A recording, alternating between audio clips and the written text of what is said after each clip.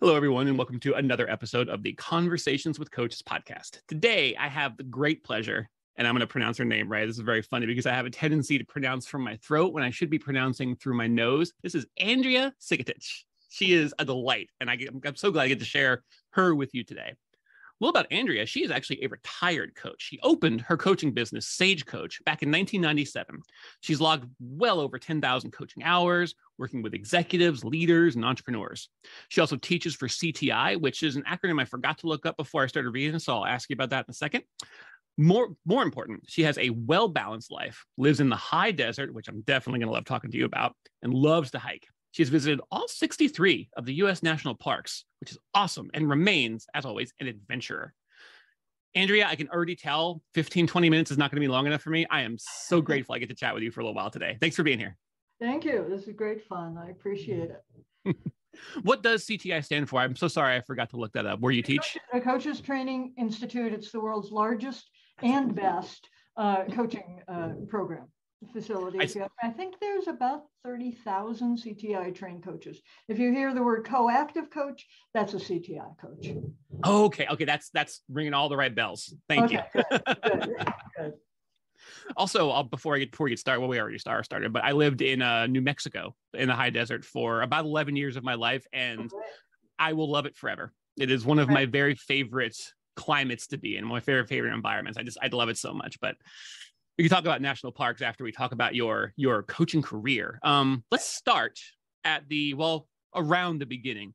When did you first realize that you were a coach? Maybe you already were, maybe you didn't have a word for it, but kind of discovered that being a coach and coaching is what you wanted to do. And then how did you go from there into and through your entire coaching career? Big question, I know. Right. So we're going back to ancient history here because we're going back to February of 1997. I attended a weekend workshop called The Necessity of Empty Spaces, which was facilitated by someone named Jeff Staggs, who took me aside on Saturday night and said, "Have you heard of coaching?" And I said, "No." And he said, "You would be good at it." And so I proceeded to hire him as my coach. He was my coach for the first 3 years of my business. So that was in February. And I was working in the corporate world, working in high tech. And I got my corporation to pay for my first CTI class. And then I had it and I left. I was one of those people who just went out without a job and not even having finished my training. But the heart realization I had was one day realizing, working with I was doing leadership development in high tech and realized that I didn't care very much about the company, but I cared about the leader that I was working with. And so I decided I wanted to direct my career more towards the leaders as opposed to the overall effectiveness of the organization. And coaching seemed to be the perfect way to do that. So I quit in May of 1997. And with a consultant that I was working with that I had brought into my organization, we bid on a contract and got it in September of that year, and that was to provide leadership development to another corporation, and that sort of kicked off my career. So, yeah, I love the how quickly you identified that you don't so much want to serve an organization, but what really got you going is like, I want to help this person. This person is where all the good change is going to happen. This is where I want to see it develop. And obviously I'm sure you realize this very early on, is that's how change starts. It radiates out from a person and it infuses not only everyone else around them, but also the entire organization around them. And so I love that it took you the snap of a finger to identify that and then go after it. Yeah, great. So talk a little bit about, obviously 97, like you were talking about ancient days. And it's been a while and you had a very long and fruitful coaching career. And there's probably a laundry list for this question, but what are some of your favorite highlights of your coaching career? People you worked with, milestones, experiences you've had, any like insights that you developed over the course of the years and the decades and that's probably the longest list of all. where you just realize that there are certain like maybe core principles that just sort of emerged out of your coaching career?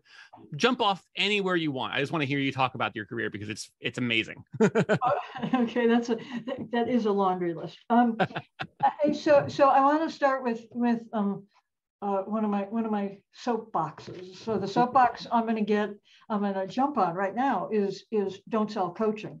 Now, when I started 25 years ago, it was a very different landscape than it is today, and nobody had any idea what coaching was. And I and the person I was working with, Nick, sold leadership development. And what we recognized was that coaching was a tool to reinforce what we were developing we were working with high potential leaders. We were developing the skills in them. We did training and facilitation and assessments and that sort of thing. But coaching was the thing that allowed them to carry it back into the workplace. And so I would work with them the contract was always 6 months, but I rarely worked with somebody for 6 months. So typically it'd be more like 15 or 18 months. And so it was the tool that helped them to carry back what they were learning into the workplace. And I think in many instances, and this is tempered a bit because coaching has become much more popular and much more recognizable now, but in many instances, I would say it is best to sell, if you're selling into an organization, it's best to sell the organizational results and consider coaching as one of the tools in your toolbox, as opposed to selling coaching directly. I think it's more effective. It's also easier on your bottom line because you aren't just selling hours of coaching. Now, if your market is individuals, that's a different scenario. And I've certainly sold coaching to individuals. But if you're working in organizations, I would look more at the value you can create in the organization, whether it's around wellness or leadership or so any kind of skill development, and attach the coaching in order to reinforce the skill development. Yeah, excellent point. I love that. And it's so, when you say it out loud, it's so obvious. Like, of course, it's not the coaching, it's the results of the coaching that you're actually acquiring. But it's an important distinction to make. And it's so much easier to get the buy-in that you need in order for coaching to be effective when you lay it out like that. It's like, you're not just here to get coached. You're not just here to, be in a conversation, not to buy some books and let them collect dust on your shelf. This is all going into action. This is all going to deliver for you. And when that light goes on for people, that's when they really understand what the value they're going to get from coaching is. And that's when they commit to it. That's when the real work can begin. Right. That's right. So for the first, I don't know, longer than a decade, the first many years of my career, I sold leadership development. And so what would happen is I'd end up selling a big package that did have training and facilitation, and every time I sold one of those, I had 15 coaching clients. That was a part of the package. That was a required part of the development we were doing. So it made that hurdle of getting clients quite a bit easier. So the right kind of virtuous circle where it's like, look at one sale, one client leads to 10, leads to 100. And like, this is, that's a worry for a lot of coaches too. It's finding that perpetuating forward motion where it's like enough energy going into it, enough referrals and enough connections and enough of a network to where things become sustaining. It's always a fear for coaches in their early days. It's like, am I going to be able to make this work as a business? And you hit that point, and all of a sudden you look around and you realize that this wasn't as big of a problem as I was afraid it was going to be. There's another point about that. You just reminded me, and I learned this from Henry Kimsey House, who's one of the founders of CTI. And he said, don't ever talk about coaching, demonstrate coaching. And so another way I built my business is, at the time, work-life balance was a very popular topic. So I would go into corporations and sell like an afternoon workshop in work-life balance. And I didn't offer people coaching. Once again, it was required as part of the program. Two things. One is, whenever I did a workshop, whether it was for free in the community or I was being paid by a corporation, I always demonstrated coaching, not talk about it. Brought somebody up in front of the room and had people viscerally experience what it is like to be coached. And when I was doing these work-life balance workshops, everybody in the room, I'm going to date myself here. I had a flip chart page with available times, and everybody in the room signed up for 2 coaching sessions with me so that they could get the value. And it wasn't an add-on, it was a part of the workshop. And so that really exposed, and of course, some of those people became ongoing clients.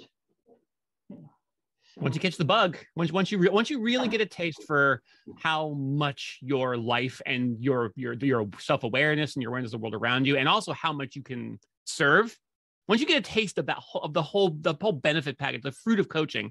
I mean, addiction is not the right word for it, but it is very self-sustaining. It's like once you get a taste, you really don't want to go back. It's like the first time I had pizza. There's never going to be a time where I want to go back to before I've ever had pizza. I'm going to love it for the rest of my life. That's maybe a more unhealthy habit for my midsection, but it really is. It's just once you catch it, it's just you want to get more of it, and you want to share it. That's right. That's right. And if you don't, that's okay. So you're also screening clients that way. You're giving them a couple of sessions, and they're saying, "This is really great. I want more," or they're saying, "Thank you. I've learned something about my balance in my life," and they go on, and that's fine. Yeah. Yep. Not every great relationship is some lifelong one. Sometimes people encounter you for a workshop and you gave them what they needed. They got what they needed from you. Maybe they gave you something as well, and then you move on. And sometimes you have, clients for years and years and years, maybe for the entirety of your career. Maybe they even become friends and you have a relationship that lasts a lifetime. They're all different versions of a successful relationship. And I love another one of those things that coaching demonstrates so beautifully is that element of human relationships and how we can help each other and serve each other when we're ready, wherever we're at. Yeah. Sorry, I keep having follow-up observations instead of questions. I should let you keep going, because it's like this is such meaty stuff. So you retired how long ago? Was that recently? I officially retired 3 years ago, but I still coach 3 clients, and I still teach for CTI. So I'm not completely out of it yet. I can't. That's what I was sniffing around on. Yeah. Yeah. But officially retired. And when I made that emotional and mental shift, I felt, relaxed. So now I just choose. I mean, if I'm gonna work with you, it's because I'm already in love with you. So. Oh, I love that. So sweet. And that's, you know what? I'm glad you said it that way. If I want to work with you, I'm already in love with you, because that's really, again, that's a core element of coaching. There's genuine love that passes in that active service, that coachee relationship, I feel like. Absolutely. And it's so important to center that, to ground that. Yeah, go ahead, go speak, please. No, absolutely. I truly believe that we love our clients, that we come to love our clients, and if we don't, I don't think I can be a very good coach for them. So I mean, I develop a real caring for the individual. So it's nice to be less afraid of that word and that concept. As speaking for myself, as I get older, I become less afraid of it, even though my capacity for it and my hunger for it grows. It gets bigger, but I'm less scared of it. Still scary. I don't want to make it sound like I've somehow conquered that particular fear. Love can be a terrifying experience, but really it's where everything good happens. Yeah, that's right. And I don't always use that word with clients, but so. That word can spook people. Because I've worked in the corporate world a lot. I've had a lot of men clients. So, I don't necessarily use that word, but I know the feeling. So. Yes. Yeah. I selfishly want to keep you for, all day, but I like to keep that. So my one job on this podcast is just to tee up coaches to share all of their insights and their wisdom, and also make sure I don't keep anybody too long. So obviously you're retired, but you're still around. I got to meet you. I believe we met on LinkedIn. And this is my 2-part question. I like to make sure everybody who's listening can find out or know where to find out more about you. Like if you have a website, or if you have a book or books, or if there's anywhere that you are online that you like people to go to learn more about you. And also if there's anywhere online that you like to connect with people, like a preferred social media platform, like you'd like to, connect and exchange messages on LinkedIn, or if you have any events you want to promote where you go and do any speaking or workshops that, only for love now that you're retired. But where can people find out more about you and then connect with you as well? So my website is SageCoach.com, and that's been my business for many, many years. And I do connect with people on LinkedIn, but the place I actually have conversation with people, if there are CTI coaches listening to this, is Kick-Ass CTI Coaches on Facebook. It's a really great group, and it's a place that we actually have conversation about challenges and successes, and it's rich. So Kick-Ass CTI Coaches. I'm already intrigued. Well, Andrea, thank you so much for being here today. I have a feeling that I kind of want to have you back on. I love that. One of the things I've been loving about this podcast is for a while, it was just meet new coaches, expose, new coaches, new ideas, expose the audience to different kinds of coaching. And I've been having some coaches back for part twos to kind of like, not only talk about what's happened in their business over the last 6 months, 12 months, 18 months, because obviously a lot has changed. And it's really fascinating to cite the progress, not just of them as a coach, but also their business and their clients and things like that. But I just want to have you back on to talk with you. If you don't mind, I'll probably reach back out and we'll pick some topics and just talk about whatever's moving you or whatever's kicking ass at a particular moment, because you're a delight to talk to. I love it. That's great. And I have opinions on lots of things and some experience to back up those opinions. So I'd love to talk more. Yeah. I am very unsurprised and very excited to do this again. So Andrea, thank you so much for being here today. I'm really glad you took the time to talk with me. Okay. And to the audience, do yourself a favor. Just trust me. You've gotten a taste. Andrea's great. There's wisdom falling off the branches. Just, and also I can kind of tell. I hope I'm not assuming too much. You seem like you'd be a good time. Like, I feel like we could just talk for hours. We can get cantankerous. We can get angry about stuff. We can get passionate about stuff. And I'm kind of like, I'm almost like, I'm feeling greedy and I want to just keep talking to you, but I just want to tease that. Get to know Andrea, do yourself a favor. I'm already grateful that I have, and I'm already plotting my next conversation with her. So reach out, find her, get to know her, and we'll talk to you again very soon.